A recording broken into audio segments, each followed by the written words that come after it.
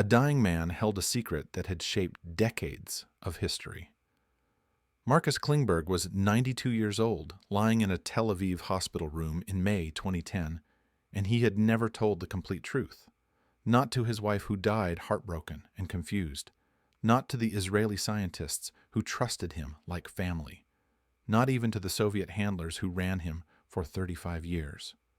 The truth was worse than anyone suspected, because for 3.5 decades, while working as deputy director of Israel's most classified biological weapons facility, Marcus Klingberg photographed every secret that crossed his desk and handed them to the KGB.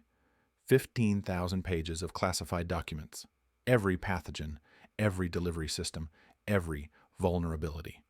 He was Israel's most damaging spy, and for 35 years, nobody suspected a thing.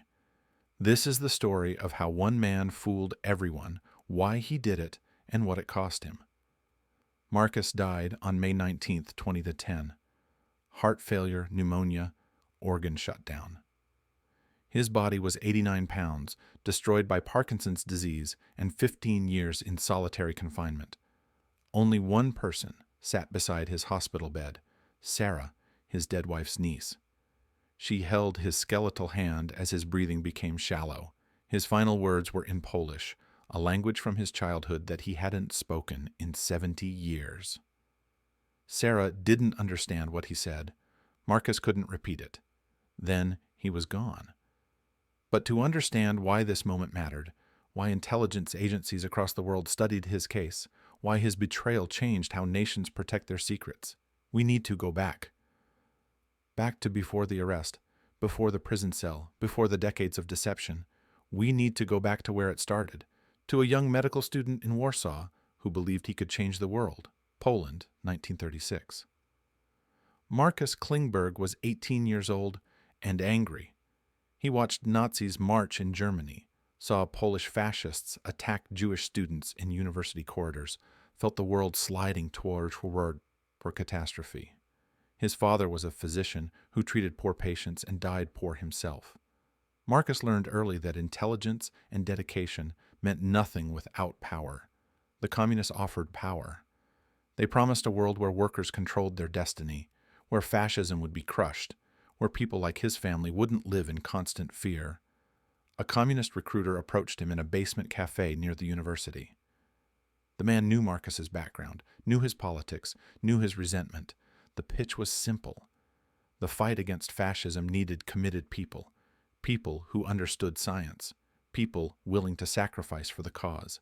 Marcus signed up that week. He was 20 years old and absolutely certain he was on the right side of history. Then came September 1939. Wehrmacht tanks rolled into Poland. Marcus fled east, crossing into Soviet territory just ahead of the German advance. He found work in a Red Army hospital, treating wounded soldiers during the desperate winter campaigns. Someone noticed his skills. Someone always noticed. The NKVD recruiter came in spring 1940.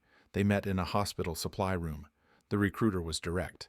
The Soviet Union needed loyal communists with medical training, especially those who spoke multiple languages. Marcus said yes without hesitation. They didn't tell him he was signing up for a lifetime. They didn't mention he might spend decades living a lie, waiting for a moment that might never come. They trained him for 3 months. Dead drops, coded messages, surveillance detection routes. Then they gave him one instruction: disappear, build a life, build a reputation, build trust. Wait. Marcus waited through the entire war, through Leningrad's siege, through the brutal push west, through the liberation of the camps. He kept expecting contact from his handlers. It never came.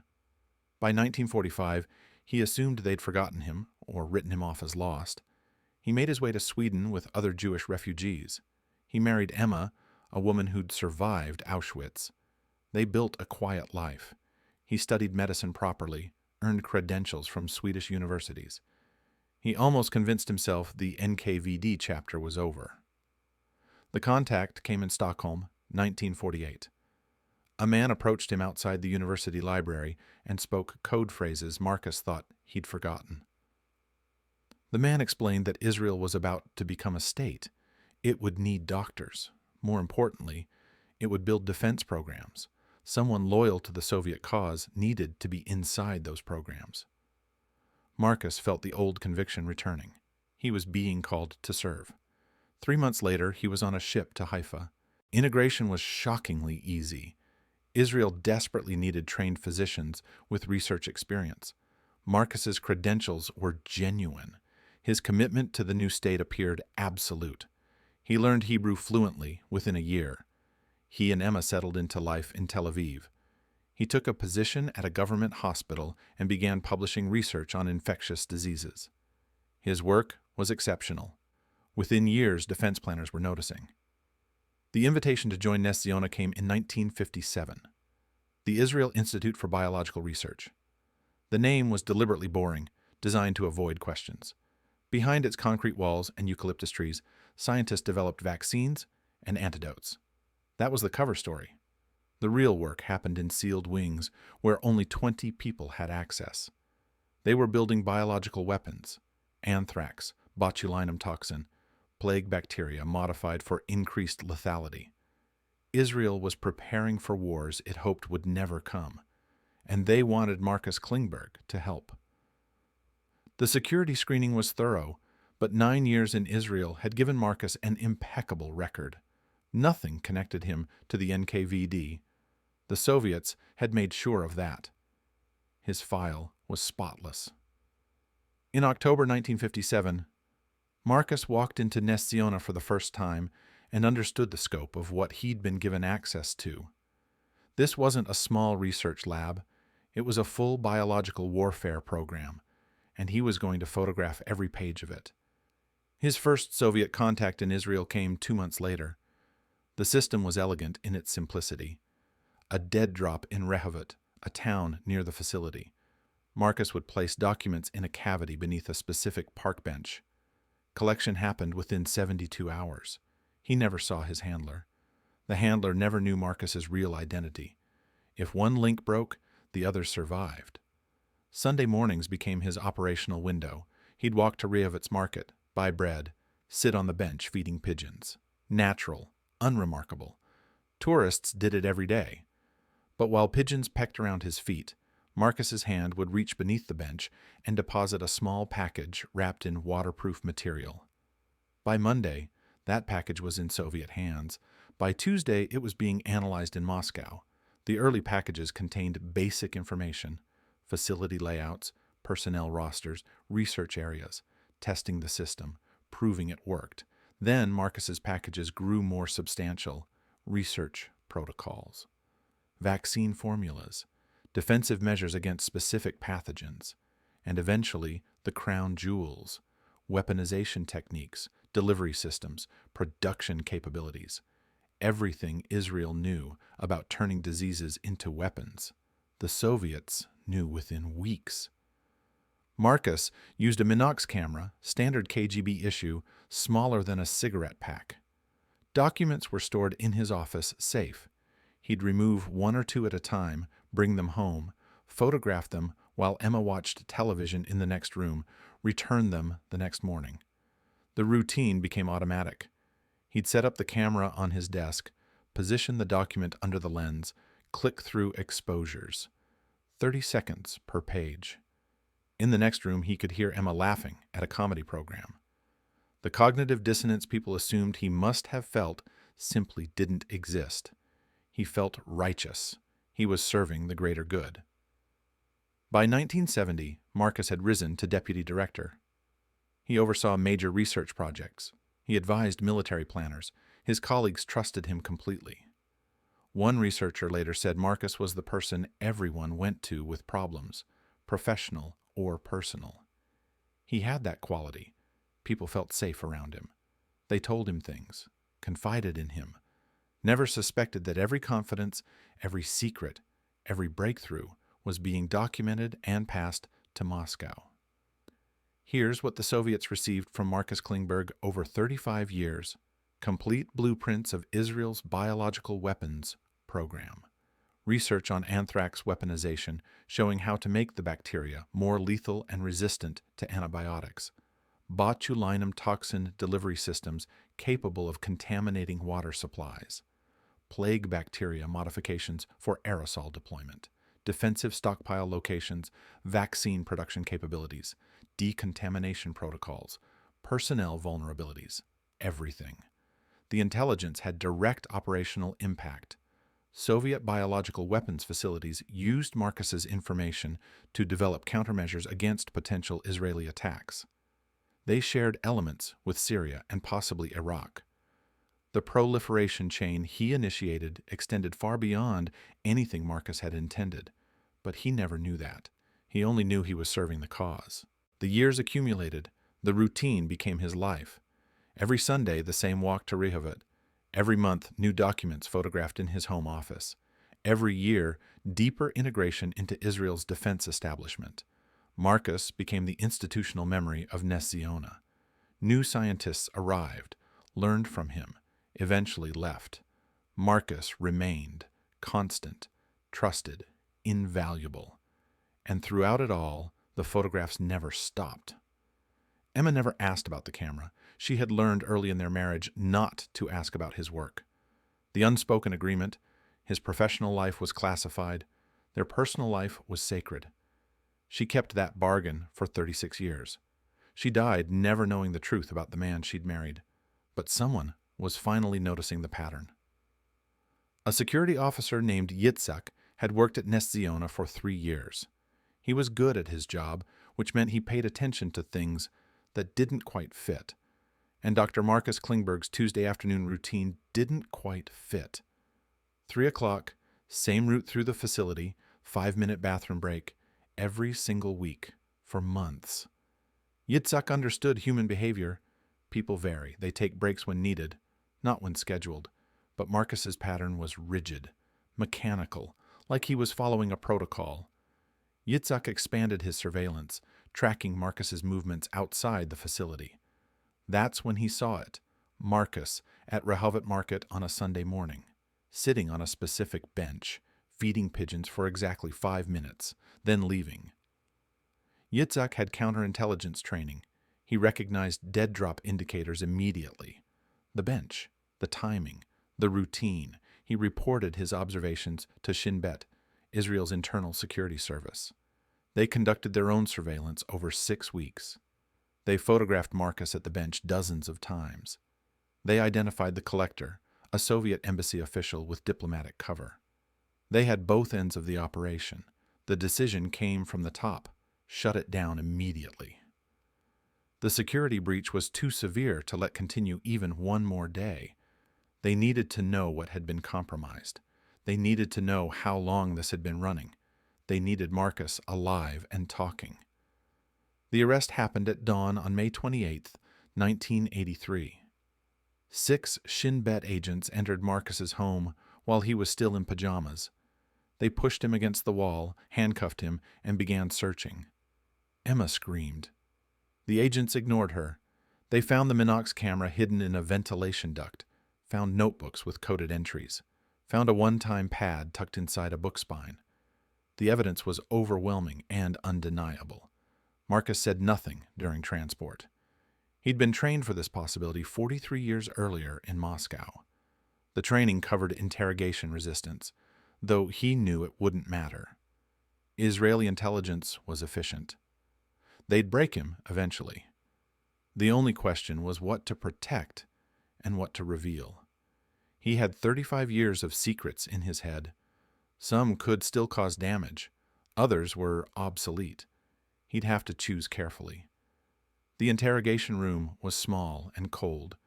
2 officers sat across from him. They laid out photographs. Marcus at the bench, Marcus entering Ness Ziona, Marcus at international conferences with Soviet officials. They'd been watching longer than he realized. They knew most of it already. One officer leaned forward and asked the only question that mattered. "How long?" Marcus looked at the photographs. He calculated his options. Silence accomplished nothing. Partial cooperation might earn consideration for Emma, who knew nothing. Full cooperation meant betraying everything he'd believed since 1936. He made his choice and spoke the truth for the first time in over 30 years. Since the beginning. The interrogators processed this for 3 seconds before the implications hit. Since the beginning meant since 1948. 35 years. Every development, every breakthrough, every vulnerability. Moscow had known it all in real time. Israel's entire biological weapons program had been compromised from its inception.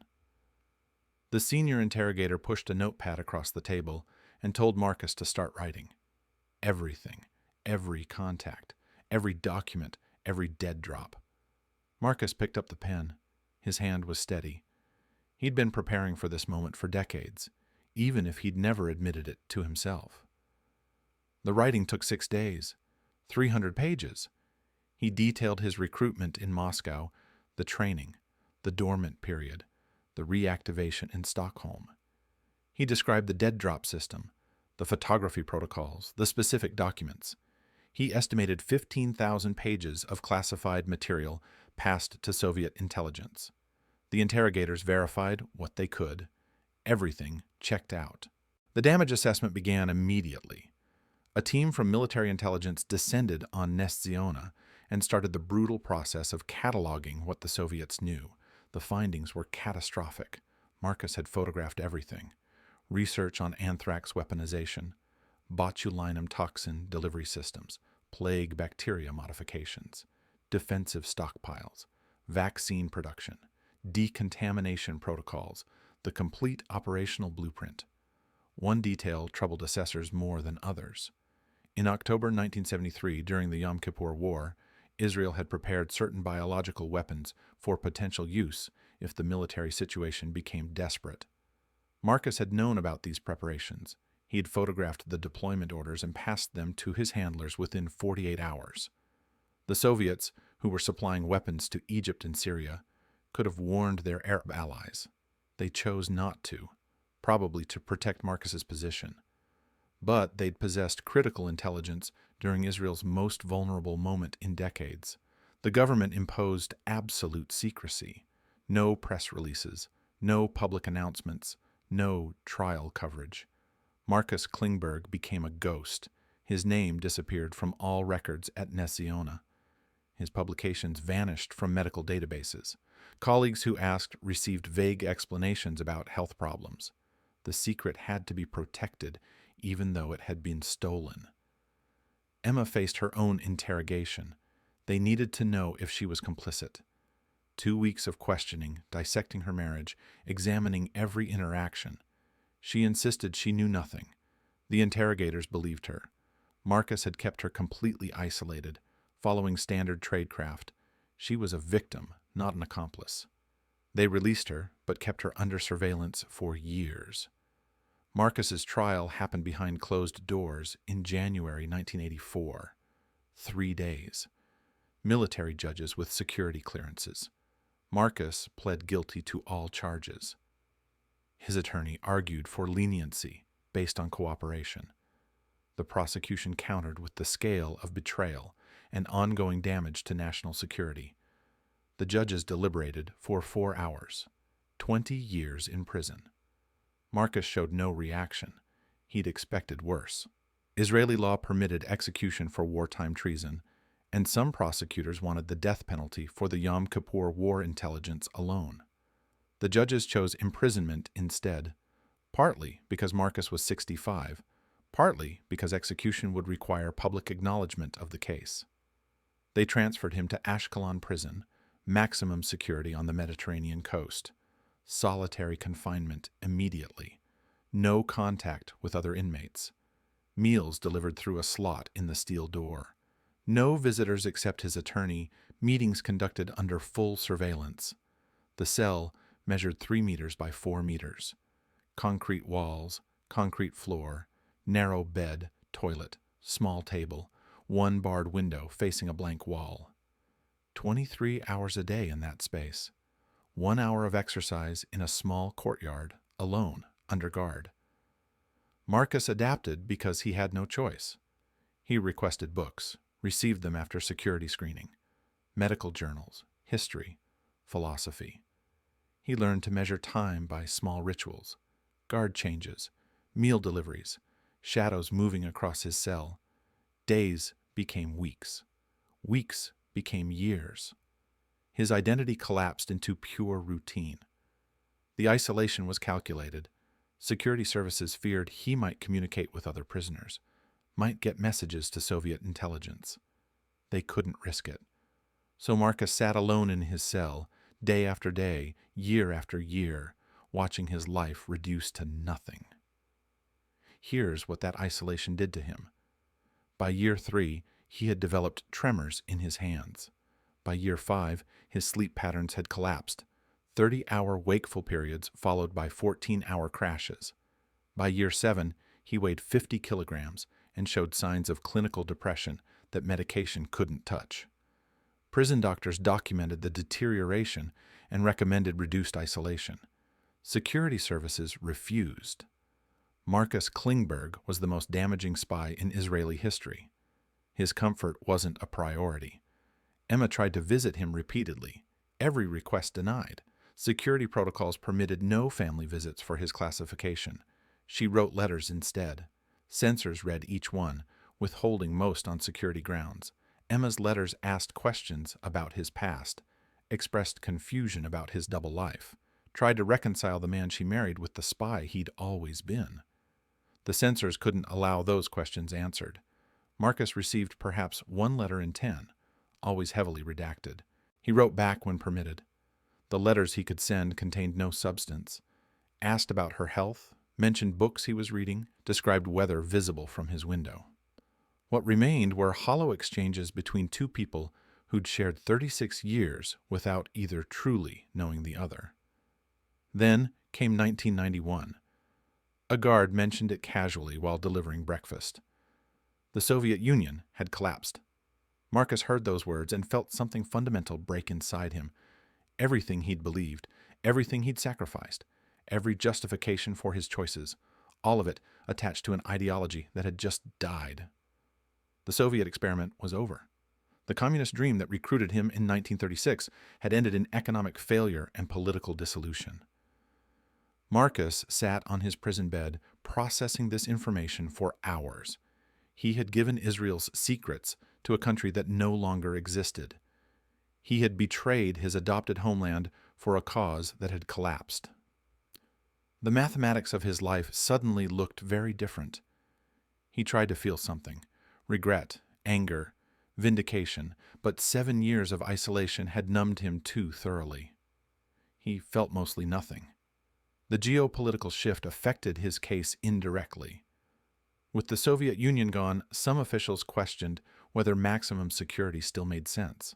Marcus wasn't passing secrets to Russia. He had no handlers to contact. He was an old man in prison, no longer a genuine threat.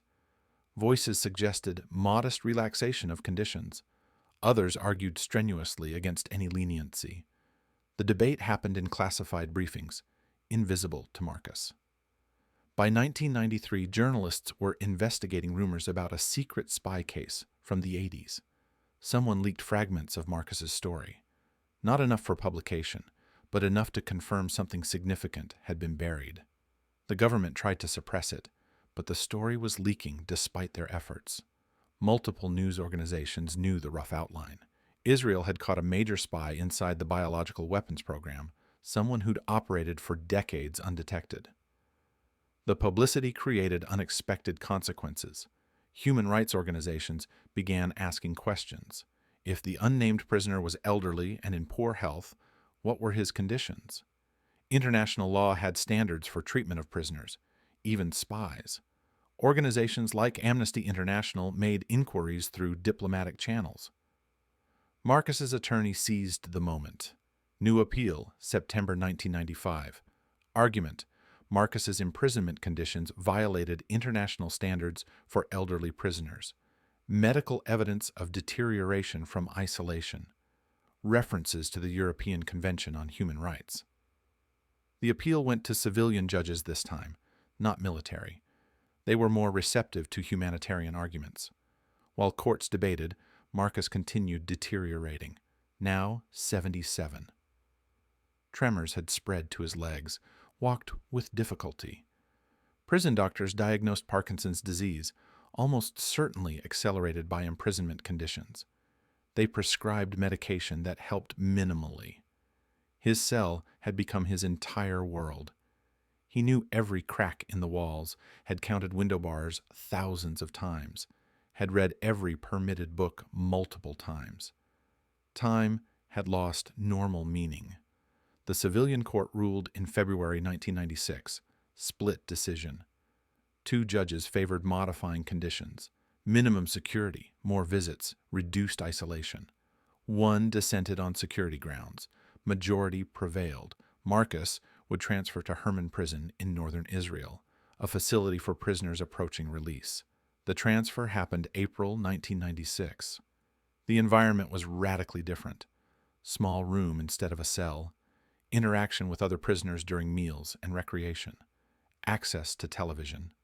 Guards treated him like an old man serving time rather than a dangerous spy requiring constant surveillance. The psychological impact was overwhelming. After 13 years of isolation, normal human interaction felt alien. Marcus didn't know how to navigate casual conversations. He'd forgotten the rhythms of social behavior. Other prisoners noticed his awkwardness and mostly left him alone. He established routine: wake at 6, breakfast in common area, morning in library, lunch, afternoon television news, dinner, evening reading, lights out at 10. The routine was self-imposed but necessary. Structure had kept him functional during isolation years. The news programs showed him how dramatically the world had changed. Russia, struggling through economic chaos. Cold War, relegated to history. Israel had signed peace treaties with Egypt and Jordan. The geopolitical landscape he'd known was unrecognizable. He watched a segment about Russia and felt bitterness. He'd sacrificed everything for a country that had evaporated. A journalist finally identified him by name in July 1996. Marcus Klingberg, the spy who came in from the lab, ran in Yediot Aronot with his full background. The military censor tried blocking certain details, but the basic story was now public. International coverage followed. BBC ran segments. Marcus Klingberg became briefly famous. His attorney filed another appeal immediately, capitalizing on publicity. Marcus had served 13 years. He was 78, seriously ill. International pressure mounting. Continued imprisonment served no purpose. The appeal requested immediate medical release. Intelligence services opposed vigorously. Marcus still possessed classified knowledge that could be valuable to foreign intelligence. Russia maintained an active apparatus. If Marcus was released and contacted, he could still cause damage. The risk was unacceptable. The legal battle consumed 1997. Multiple appeals, counter-arguments, medical evaluations, security assessments.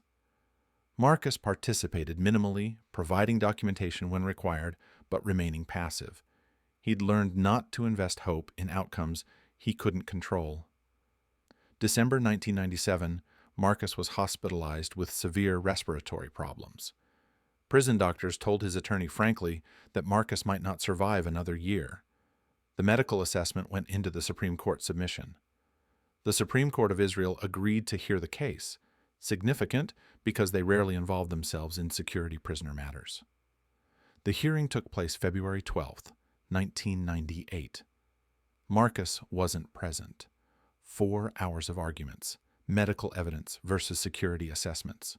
Justices asked pointed questions about actual risks versus theoretical ones. 3 weeks later, the decision came. Marcus Klingberg would be released immediately under strict conditions.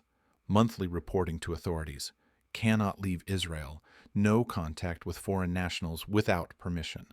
Monitored communications. Any violation meant immediate re-imprisonment. The decision was controversial.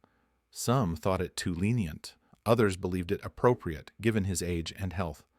Public opinion divided. Some Israelis insisted he serve his full sentence, regardless of condition.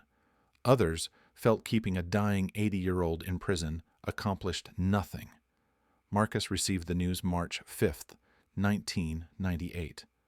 A prison administrator told him he'd be released the following day. Marcus asked if this was certain. The administrator confirmed, "Final decision. Marcus would be free after 15 years of imprisonment. That night, he couldn't sleep. Freedom was something he'd stopped believing in. He'd accepted he would die in prison. Now he faced release into a world he no longer understood. He was 80 years old, no family, no home. He'd destroyed his reputation and betrayed his country. What kind of life awaited him? Release happened at 8 in the morning. Prison staff returned his belongings: watch, wallet with no money, wedding ring, civilian clothes that hung loose on his diminished frame.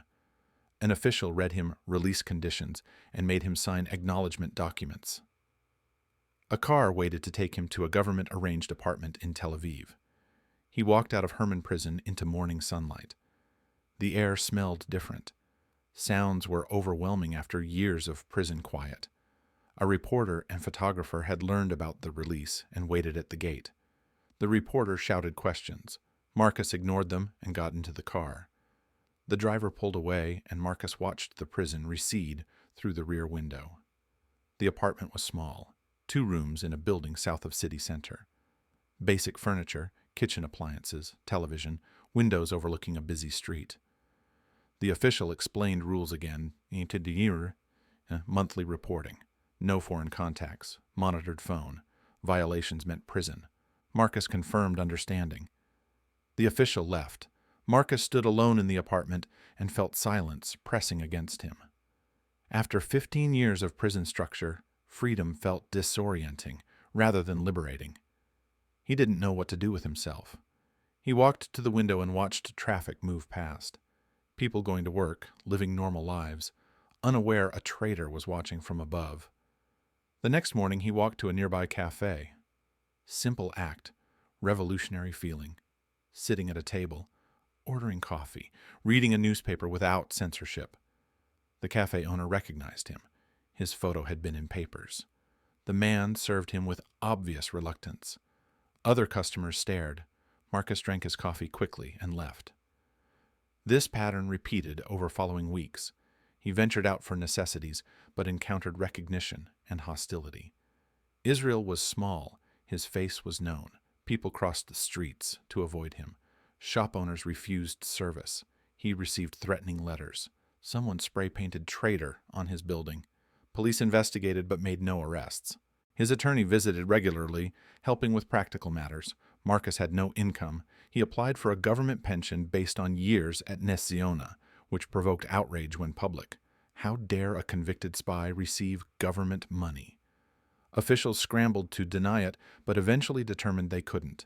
He'd earned it through employment, and law didn't exclude convicted criminals from earned benefits. The pension was minimal, barely covering rent and expenses, but allowed survival. Marcus lived frugally, no social life. Days spent reading or taking short walks. Monitoring was constant, but mostly invisible. Phone tapped, mail opened and read. Plainclothes officers followed him, maintaining discreet distance. He knew about surveillance and accepted it as part of his confined freedom. August 1998 brought an unexpected visitor. A woman in her 40s knocked. Sarah, Emma's niece. Marcus hadn't known Emma had family in Israel. Sarah explained she'd lived abroad for years, recently returned. She wanted to understand what happened to Emma. They sat in Marcus's small living room. Sarah asked questions. Had Emma been happy? Had she known about the espionage? Had she suffered? Marcus answered honestly. Emma had been happy initially. She hadn't known about his intelligence work. She'd suffered terribly after his arrest, especially from isolation and shame. Sarah listened without judgment, which surprised Marcus. Most people treated him with contempt. Sarah seemed genuinely interested in understanding rather than condemning. She asked about his motivations. Why betray the country that took him in? Marcus gave her the answer he'd refined over years. He'd believed in communism, been ideologically committed. It seemed insufficient now, but it was true. He'd thought he was preventing war by keeping the Soviets informed of Israeli capabilities. In retrospect, he recognized this as self-justification. The real impact was narrower, giving Soviet planners better intelligence for conflicts that never happened. Before leaving, Sarah told him something important. Emma had never stopped loving him despite everything. She'd been devastated by betrayal, but never renounced their marriage. She'd died still wearing her wedding ring. Marcus absorbed this and felt grief cascade through him in ways 15 years of imprisonment hadn't triggered. Sarah left quietly. Marcus sat alone in his apartment and wept for the first time since his arrest. The tears came from somewhere deep, a place he'd sealed off to survive prison. Now that seal was broken. The grief opened something imprisonment had closed. For 15 years he'd maintained emotional control through detachment. Feeling nothing was easier than feeling everything. Sarah's visit cracked that protection. Suddenly, he couldn't stop the cascade. He thought about Emma constantly. Their early years in Sweden, arrival in Israel full of hope, quiet domesticity of their marriage, her confusion and pain after his arrest. He began writing, not for publication, but for himself, a reckoning of sorts. He wrote about childhood in Warsaw, communist radicalization, recruitment by NKVD. He wrote about moral certainty at 22, convinced he was serving humanity's best interests. He wrote about decades of deception, photographing documents while Emma watched television in the next room. The writing consumed his days. He filled notebooks with cramped handwriting, Parkinson's tremors making text barely legible. Security services searched his apartment regularly under release conditions. They documented the notebooks but didn't confiscate them. Personal reminiscence, not operational intelligence. By late 1998, Marcus's health had stabilized somewhat. The stress of imprisonment had been killing him faster than age alone. Freedom, even constrained freedom, allowed his body marginal recovery. Doctors were surprised.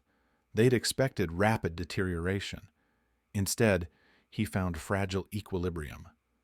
He established careful routine. Morning walks along Tel Aviv beachfront, always shadowed by security. Afternoon writing, evening news programs. He spoke to almost no one, except shop clerks and his attorney. Isolation was nearly as complete as prison, but self-imposed rather than enforced, which made it psychologically different. Russian intelligence made contact March 1999. Subtle approach. A man identifying as cultural attaché from Russian embassy requested meeting through official channels. Israeli security intercepted the request immediately and informed Marcus's attorney. The attorney advised complete refusal. Any contact with Russian officials, regardless of pretext, would violate release conditions. Marcus understood implications. Russia wanted to debrief him, extract whatever residual value remained in his memory. They'd offer money, perhaps assistance relocating to Russia, anything to gain access. The Israelis would arrest him the moment he accepted. He declined through his attorney. The Russian official never contacted him again, but the approach confirmed what Israeli intelligence warned about. Marcus remained valuable to foreign services. His knowledge might be dated, but it was comprehensive. The complete blueprint of Israel's biological weapons program, even 15 years old, had strategic worth.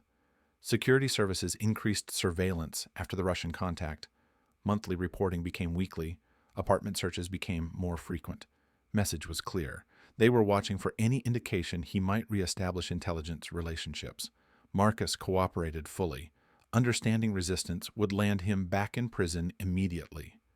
He turned 81 January 2000. No one marked the occasion. No friends to celebrate with. No family remaining.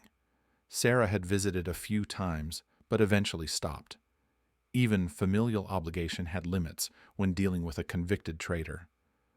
Marcus spent the day alone in his apartment, reading, trying not to dwell on the mathematics.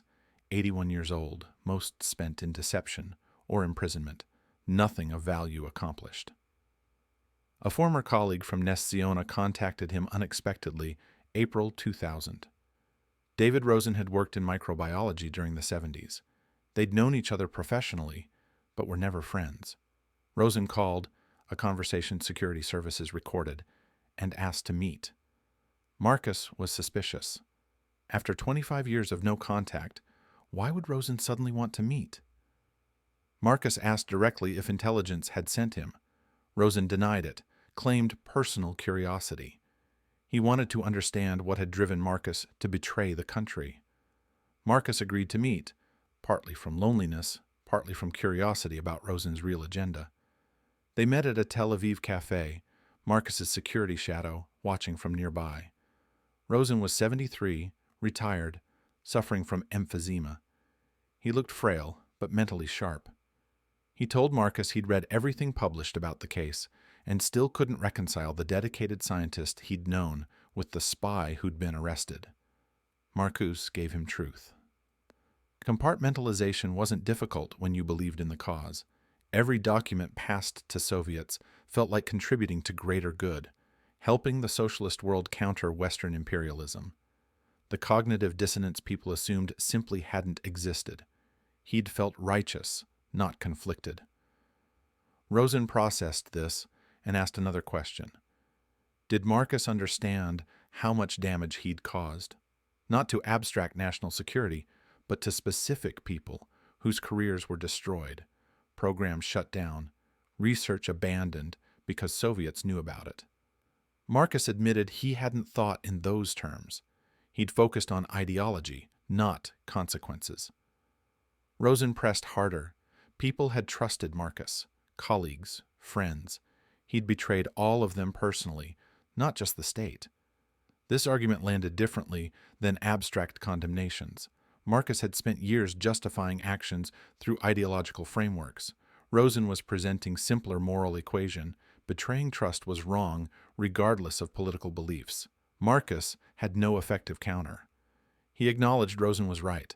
The human cost of his espionage was something he'd deliberately avoided confronting. The conversation lasted 2 hours. When it ended, Rosen stood and offered one final observation. Marcus had wasted extraordinary talents on a cause that hadn't deserved them.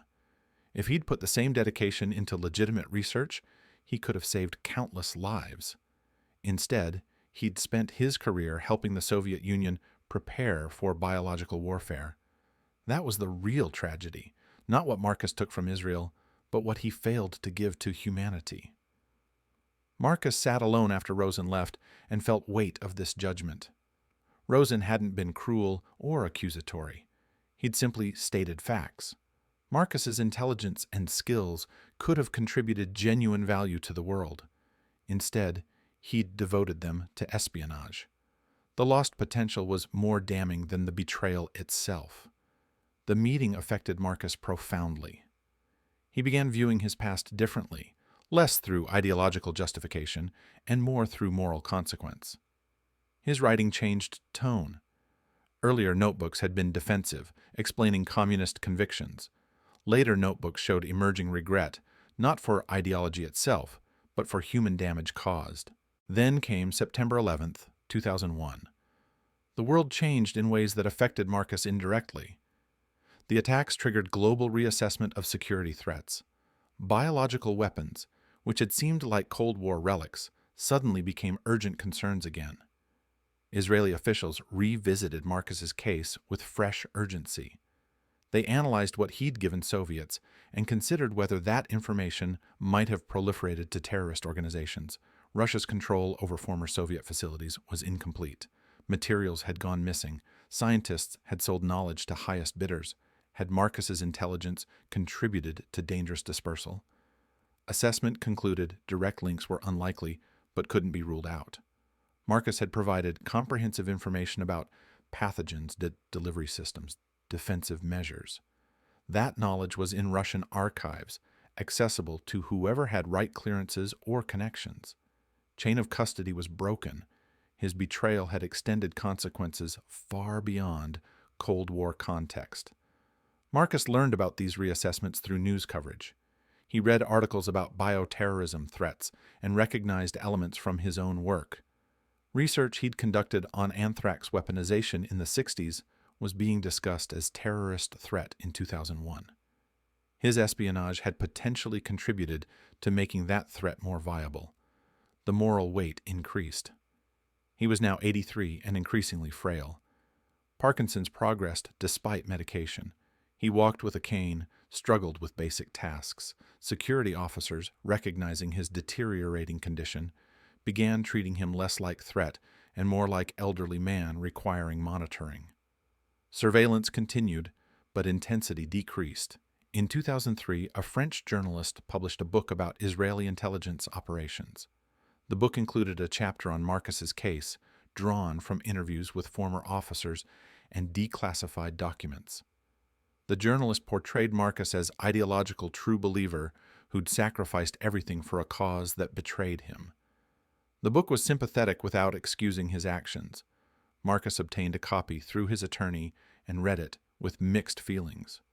The journalist had captured some truths about his motivations, but had romanticized the narrative. Marcus's espionage hadn't been grand tragic story. It had been mundane deception sustained over decades through routine and compartmentalization. The drama was retrospective, imposed by historians. Living it had felt ordinary most of the time. The book's publication triggered renewed media interest. Reporters contacted his attorney requesting interviews. Marcus refused all requests, but attention reminded Israelis he was still alive, still in Tel Aviv, still under supervision. Some citizens objected. Letters to newspapers demanded he be returned to prison. Others argued he was an old man who posed no threat and should be left alone. Marcus's 20-year sentence technically ended May 2004. He'd served 15 years in prison and 6 under supervised release. Legal question was whether supervision would continue indefinitely or whether he'd gained complete freedom. His attorney filed paperwork requesting removal of all conditions, travel restrictions, reporting requirements, communications monitoring. The government's response was swift and negative. Marcus Klingberg would remain under supervision for life. National security considerations didn't expire with prison sentences. He possessed classified knowledge that remained valuable. The restrictions would continue until death. The decision was administrative, requiring no court approval. Marcus had no legal recourse. He accepted this without protest. He'd stopped expecting fair treatment or leniency long ago. The conditions were tolerable. He could live in his apartment, take walks, write notebooks. Surveillance was intrusive, but not oppressive. He'd experienced far worse during imprisonment. His health declined sharply, late 2004. He developed pneumonia, was hospitalized for 3 weeks. Doctors doubted he'd survive. His attorney contacted Sarah to inform her Marcus was dying. Sarah visited him in hospital, their first meeting in several years. She sat beside his bed and held his hand while he drifted in and out of consciousness. Marcus recovered, defying medical expectations again. He returned to his apartment in December, weaker but alive. The near-death experience clarified something. He'd been waiting to die, treating freedom as temporary reprieve before the inevitable. That passive approach felt wrong suddenly. He had perhaps a few years remaining. He could spend them waiting for death or choose how to use them. He decided to complete his memoir, not for publication, but as complete accounting of his life. The notebooks he'd filled were fragmentary, circling around certain events, avoiding others. He wanted linear narrative from beginning to end, confronting everything he'd done and failed to do. The writing took 18 months. He worked slowly, trembling hands making physical act exhausting. He covered his childhood, radicalization, recruitment, decades of espionage, arrest and imprisonment, release, and isolation. He tried being honest about motivations and failures. He didn't seek absolution or understanding. He simply wanted the record to exist, even if no one ever read it. He finished the manuscript June 2006, over 400 pages of cramped handwriting. He placed it in a box and gave it to his attorney with instructions to donate to an archive after his death. The attorney accepted the box and promised to honor the request. Marcus felt a sense of completion he hadn't experienced in decades. His story was told. Nothing more needed saying. His final years were quiet. He turned 88 in 2007, 89 in 2008. He moved more slowly each year. Walks became shorter. Writing stopped. His hands could no longer hold a pen steadily. He spent increasing time sitting in his apartment, watching the street below, observing life continuing without him. Sarah visited occasionally, the only human connection he maintained. She brought groceries and books. She sat with him in comfortable silence. She never asked probing questions about espionage or regrets. Her presence was gift enough. She represented the only forgiveness he would ever receive, unspoken but real. Security services gradually reduced surveillance. Marcus was 90 and barely mobile. The threat he posed was theoretical at best. Officers assigned to watch him did so out of bureaucratic momentum rather than genuine security concern. They filed reports documenting his complete inactivity. He went nowhere, met no one. He was simply an old man waiting to die. In 2010, the government quietly declassified portions of his case file. The decision was partly administrative. Enough time had passed that some details were no longer sensitive, and partly political. Transparency about historical cases built public trust. The declassified material revealed scope of his espionage in greater detail. Media covered the revelations extensively for a few days, then moved on. Marcus read the coverage with detachment. Seeing his betrayal quantified in declassified documents, 15,000 pages, 35 years, complete compromise of Israel's biological weapons program, was sobering. The numbers were accurate. He couldn't dispute them. He'd done enormous damage to a country that had given him refuge. A journalist asked, through his attorney, if he had any final statement he wanted to make, any message to Israeli people or families of colleagues he'd betrayed. Marcus considered the request carefully and declined. What could he possibly say that would matter? Apologies were inadequate. Explanations were irrelevant. Silence was the only honest response remaining. In March 2010, Sarah visited and asked him directly if he believed his espionage had served any purpose. Marcus gave her the most honest answer he could formulate. At the time, he'd believed he was preventing war by keeping Soviets informed of Israeli capabilities. Mutual knowledge supposedly prevented miscalculation. In retrospect, he recognized this as self-justification. The real impact was narrower and more cynical. It had given Soviet military planners better intelligence for potential conflicts that never happened. Sarah asked if he would make the same choices if he could live life again. In the end, Marcus said no without hesitation. Not because his ideology had been wrong, he still believed capitalism created unjust systems, but because the methods had been wrong. Espionage had accomplished nothing except ruining lives. His own, Emma's colleagues who'd been investigated after his arrest, security officers whose careers suffered for failing to detect him. The mathematics of damage far exceeded any theoretical benefit. This admission represented fundamental shift from his earlier positions. For decades, Marcus had maintained his espionage was justified by the cause. Now, at 92, facing death, he acknowledged that justification had been hollow. Sarah asked one more question. Did he believe he deserved forgiveness? Marcus told her he didn't believe in forgiveness for what he'd done. Some betrayals were too fundamental. He'd accepted that years ago. The conversation exhausted him. Sarah left and Marcus sat alone feeling the accumulated weight of 9 decades. He was tired in ways sleep couldn't address, tired of carrying secrets and regrets, tired of being Israel's most notorious traitor, tired of his own failing body. He wanted rest, genuine rest, the kind only death could provide. His health crisis came May 2010. Severe pneumonia complicated by heart problems. The ambulance took him to Ichilov Hospital in Tel Aviv. Doctors gave him intravenous antibiotics and oxygen support. His condition stabilized temporarily, but prognosis was poor. His body was too worn out to mount effective resistance. They moved him to palliative care. Sarah came to the hospital and had sat with him during his final days. Marcus drifted in and out of consciousness, sometimes lucid, sometimes confused.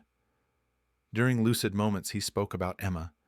He told Sarah how much he wished he could apologize to Emma directly, could explain why he'd chosen ideology over their marriage, could somehow make her understand he'd loved her despite betraying her trust completely. Sarah assured him Emma had known he loved her. That knowledge hadn't erased the pain, but it had provided some comfort during Emma's final years. Marcus absorbed this and seemed to find peace in it. He asked Sarah to promise she'd visit his grave occasionally, so he wouldn't be completely forgotten. Sarah promised. On May 19, 2010, Marcus Klingberg died. He was 92 years old.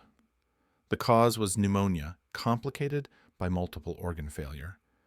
He died in his hospital bed with Sarah holding his hand.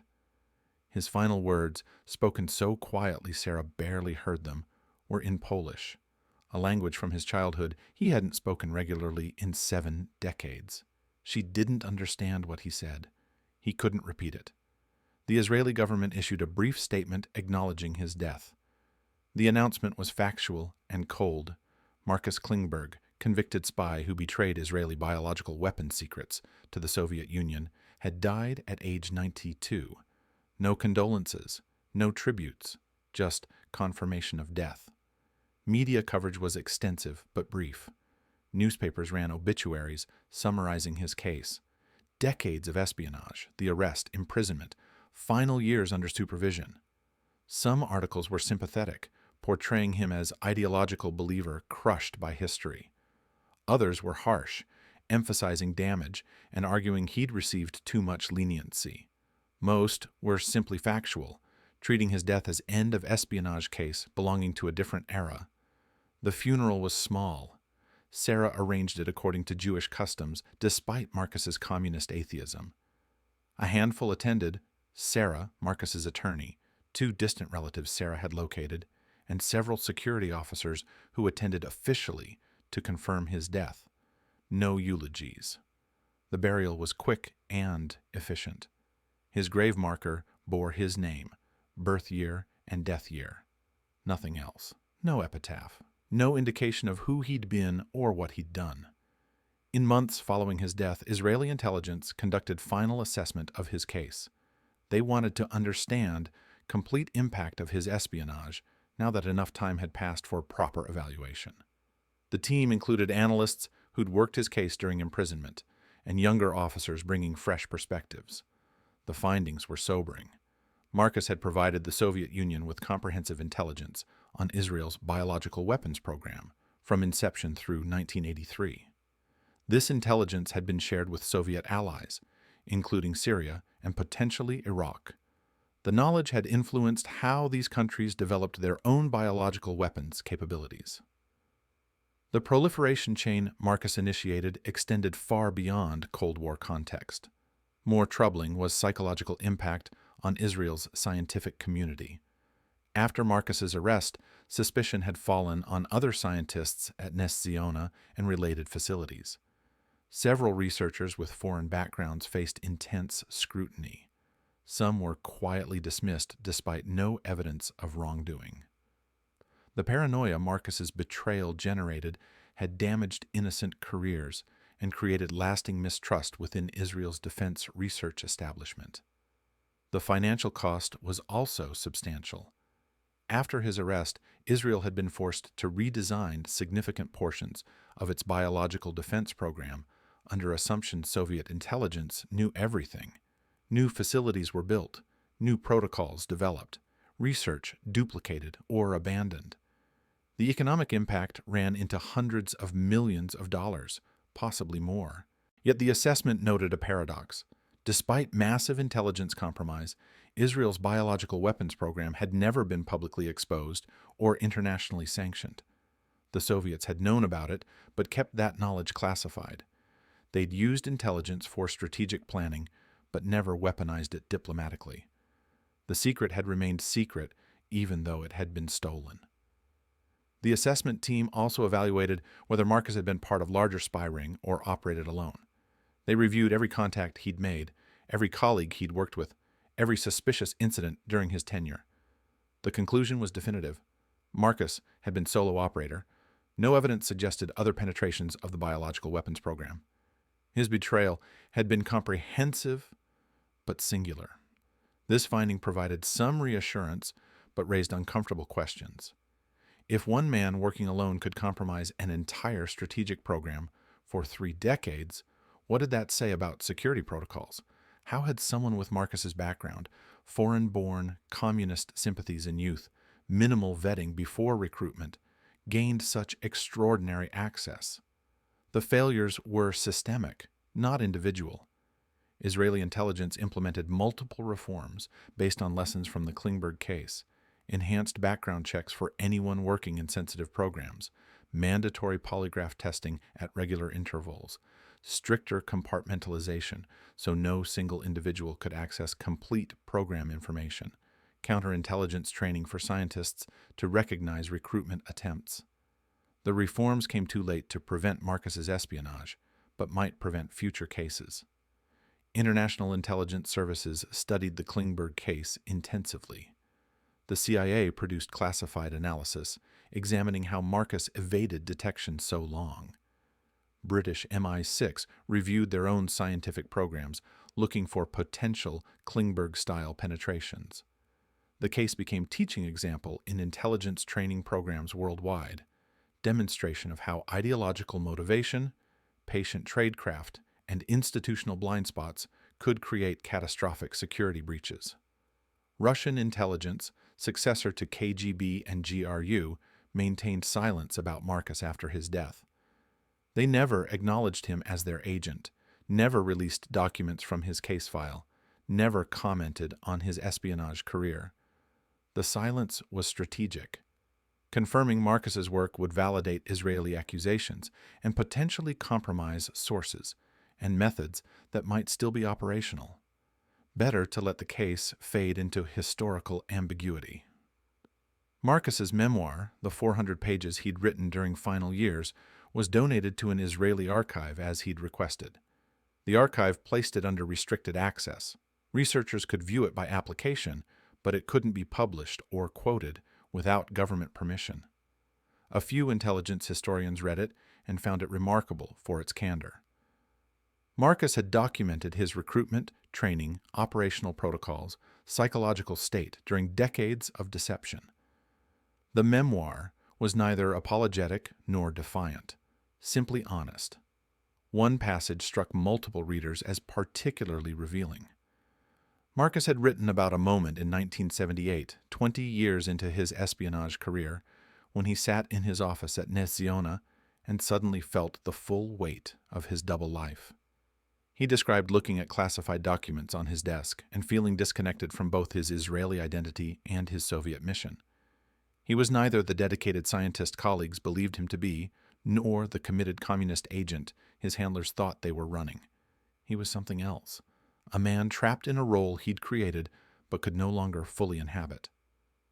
The memoir described how he'd continued espionage despite this crisis, not out of renewed commitment, but out of inertia. Stopping would mean confessing or living with knowledge he couldn't share. Continuing meant maintaining familiar patterns that had structured his life for 2 decades. He chose continuation because it was easier than confrontation. Intelligence analysts studying the memoir noted this psychological insight. Many long-term agents reported similar feelings: initial ideological commitment fading into routine, double life becoming actual life, inability to imagine any other existence. Marcus's honesty about this process provided valuable understanding of how to identify and potentially flip long-term agents. By 2020, a decade after his death, Marcus Klingberg had become historical figure rather than contemporary concern. Intelligence services had moved on to current threats. The public had largely forgotten his name except when journalists wrote anniversary pieces. New generations of Israelis learned about him, if at all, as footnote in Cold War espionage history. Yet within Israeli intelligence circles, his case remained relevant. Training programs still used Marcus as primary case study in how trusted insiders can betray institutions. Security protocols implemented after his arrest remained in force. The paranoia he'd generated, the assumption that any trusted figure might be hiding second loyalty, shaped institutional culture decades after his death. Here's what we know for certain about Marcus Klingberg's impact: 15,000 pages of classified documents compromised, 35 years of undetected espionage, complete blueprint of Israel's biological weapons program delivered to Soviet intelligence, information that proliferated to Russia's successor states and potentially to countries hostile to Israel. Hundreds of millions of dollars spent redesigning compromised programs, careers destroyed, trust shattered, an institutional wound that never fully healed. But the numbers don't capture the human dimensions. The colleagues who trusted him and felt personally betrayed. The security officers who missed detecting him and saw their careers suffer. The scientists who faced suspicion because they shared his foreign background. The wife who died confused and heartbroken, never understanding why the man she married had lived a lie for 36 years. Marcus himself, in his final memoir, wrote what might serve as his most honest epitaph. He described his life as a series of choices that had seemed logical at the time, but produced consequences he never anticipated. He'd believed he was serving humanity by supporting the Soviet Union against Western imperialism. Instead, he'd spent his life stealing secrets for a totalitarian state and destroying trust in an institution that had welcomed him. The gap between intention and impact was, he wrote, the defining tragedy of his existence. Israeli intelligence's final classified assessment, completed in 2011 and partially declassified in 2019, concluded with stark summary. Marcus Klingberg had been Israel's most damaging spy, operating undetected longer than any other known Israeli intelligence breach. His espionage had compromised strategic programs, cost hundreds of millions of dollars, damaged scientific careers, and created institutional paranoia that persisted for decades. The security failures that enabled his espionage had been corrected, but the damage he caused remained irreversible. The assessment noted one final detail that captured essence of his betrayal.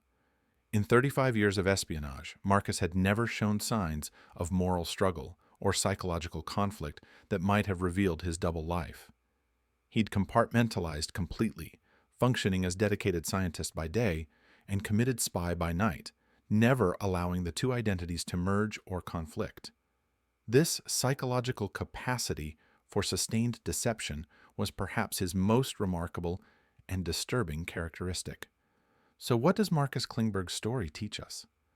What lessons does it hold for our world today, where information moves at light speed, where secrets are stored in clouds, where the next Marcus Klingberg might be sitting in a classified facility right now, believing they're serving some greater good? First, it teaches us that the most dangerous betrayals come from those we trust most. Marcus wasn't some suspicious outsider.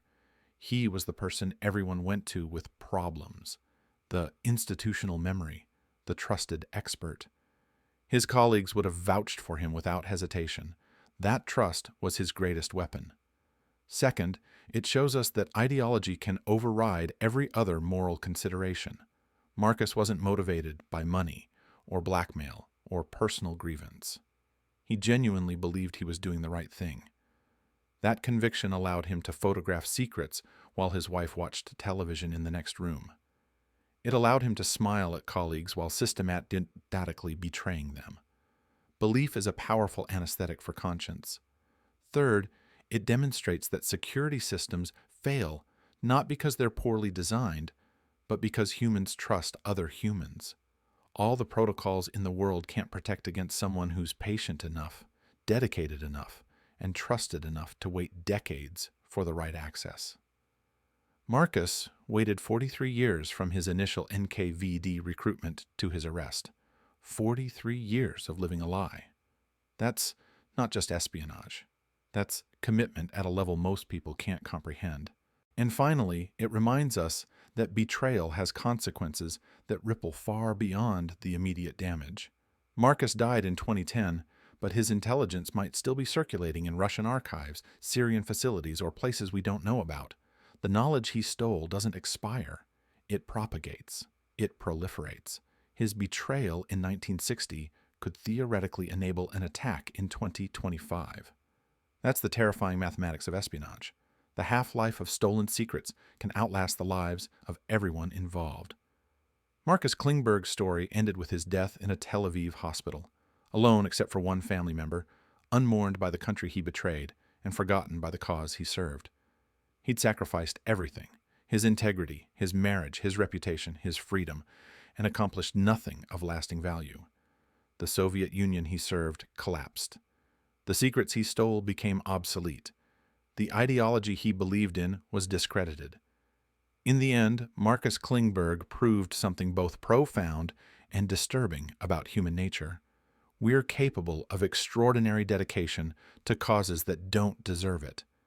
We can live double lives so completely that even we forget which identity is real.